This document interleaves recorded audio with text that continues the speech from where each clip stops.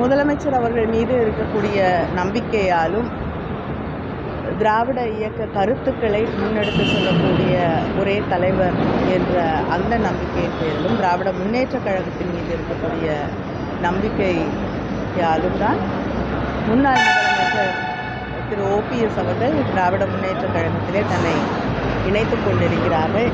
இதன் வழியாகவே யார் உண்மையாக திராவிட இயக்கத்தை நடத்தி கொண்டிருக்கிறார்கள், திராவிட மாடல் ஆட்சியை தரக்கூடியவர்கள் யார் என்று தெளிவாக மக்களுக்கு தெரிந்திருக்கிறது. ஒரு தேர்தல் தயாரிப்பு தலைமையில் தயாரிச்சிருக்கீங்க. தேர்தல் அறிக்கைகளை 3 கட்டங்கள் அதிமுக பொதுச் செயலாளர் தேர்தல் அறிக்கையில் வெளியிட்டிருக்காரு. அவர் எப்படி பார்க்க, அதுக்கு பதிலடியாக திமுகவுடைய தேர்தல் அறிக்கை யாருக்கும் பதில் சொல்லக்கூடிய அளவுக்கு ஒரு தேர்தல் அறிக்கையை இன்னொருத்தருக்கு பதில் சொல்லக்கூடிய தேர்தல் அறிக்கையாக தயாரிக்க வேண்டும் என்ற அவசியம் திராவிட முன்னேற்றக் கழகத்திற்கு இல்லை.